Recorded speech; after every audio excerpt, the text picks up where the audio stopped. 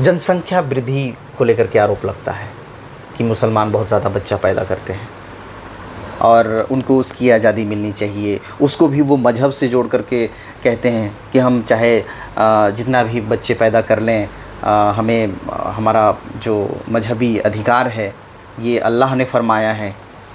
इसको लेकर के आप क्या कहेंगे, क्या कहना चाहेंगे?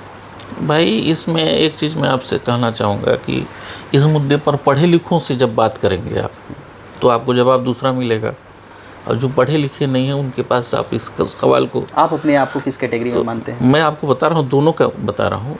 दूसरा जो पढ़े लिखे नहीं हैं बेचारे, उनके पास आप जाएंगे तो दूसरा जवाब देंगे।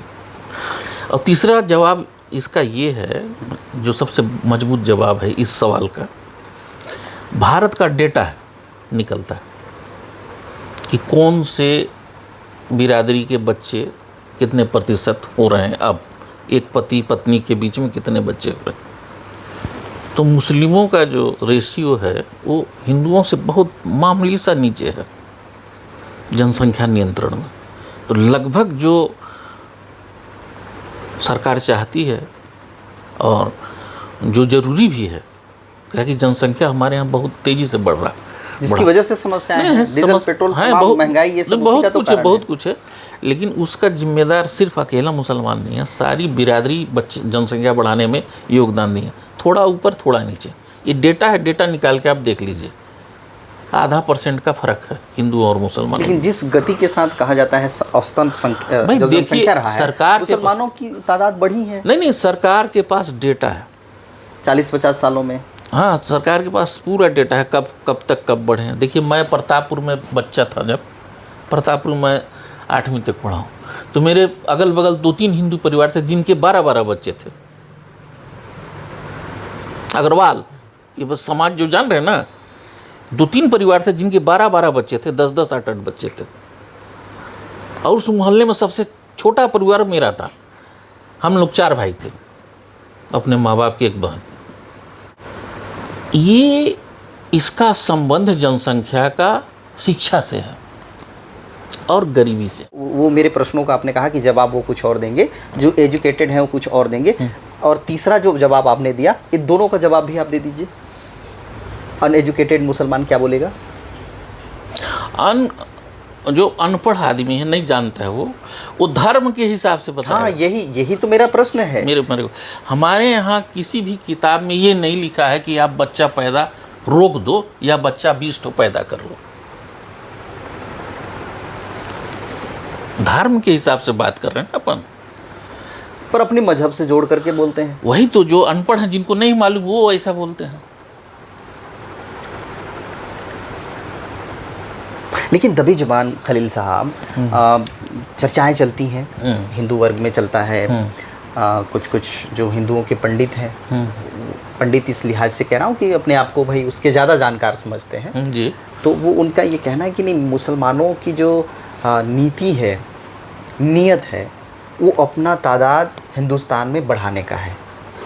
बेहिसाब, क्षमा चाहूँगा अगर कुछ शब्दों में अगर बोले, नहीं, आप ठीक बोल रहे हैं। बेहिसाब बच्चा पैदा करो और इतनी संख्या बढ़ा दो कि जो हुकूमत हमें सहना पड़ रहा है मनमानी, जैसा कि आपने कहा, अभी मोदी की गवर्नमेंट में जो बदलाव आया है, खौफज़दा हैं, बहुत सारी चीज़ें, उससे निजात मिले ये। और दूसरा कि आज देखिए कि मुसलमान हर संपन्न जगह पे, शहर, आप सरगुजा अंचल के किसी भी कोने को देख लीजिए, वाड्रफ नगर में मुसलमान, प्रतापपुर जो जहाँ डेवलप एरिया है वहाँ मुसलमान, अंबिकापुर में तो मुसलमानों का बहुत हद तक एक हिसाब से गढ़ भी कह सकते हैं, छोटा सा, जिनमें ये भी कहा जाता है कि शह देने वाले बाबा साहब थे। चर्चाएं चलती हैं, मैं उसके आधार पर बोल रहा हूँ, आप उसको स्वीकार करेंगे नहीं करेंगे वो आपका मसला है।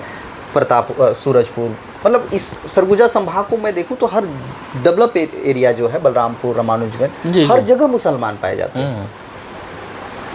तो इस तरह की जो चर्चाएं चलती हैं मुसलमानों को लेकर के, इस पर आप क्या बोलेंगे? बच्चे ज़्यादा पैदा करना, अपना, जैसा कि मैंने कहा कि अपनी तादाद बढ़ाना, हुकूमत में हिस्सेदारी हो। देखिए, ऐसे तो हुकूमत कभी नहीं मिलेगा किसी को। कोई ये सोचे कि हम बच्चा पैदा करके और यहाँ हम हुकूमत पा जाएंगे। मुस्लिमों का इतिहास रहा, हिंदुस्तान में आए यहाँ हुकूमत किए, यहाँ के लोगों में मिले जुले, उन्होंने अपनी संस्कृति दी, यहाँ की संस्कृति ली, एक भाईचारगी यहाँ पैदा हुआ, गंगा जमुनी तहजीब जिसको बोलते हैं, वहाँ से हिंदुस्तान एक कारवां के रूप में आगे बढ़ा। और एक वक्त ऐसा है कि हम लोग विश्व के सबसे अमीर देश थे, तो उसमें मुसलमानों को भी बहुत बड़ा योगदान था। दूसरा मसला ये है कि आज़ादी की लड़ाई में मुसलमान बहुत तेज़ आपस में, उस वक्त जो भी लोग थे मुस्लिम, हिंदुओं के साथ कंधा से कंधा मिला के लड़े, मरने से परहेज़ नहीं किया उन लोगों ने। लेकिन जो सवाल आपके बोल रहे हैं, मैंने पहले भी बोला कि इसके दो कारण हैं सिर्फ। आप मुस्लिम जो गरीब हैं और जो पढ़ाई लिखाई से दूर हैं, उनके यहाँ चले जाइए, वो बच्चा को हथियार समझता है कि एक कमाने वाला पैदा हो गया। वही हाल हिंदुओं में है। नहीं, हाँ ये भी है, एकदम जो गरीब तबका है उनके पास चले जाइए। वो भी सोचते हैं कि वो भी भाई मेरा मैं 300 रुपया कमा रहा हूँ, एक बेटा रहेगा तो 300-600 आएगा मेरे पास। ये मसला यहाँ पर ये है, और इसको दूर कौन कर सकता है? सरकार।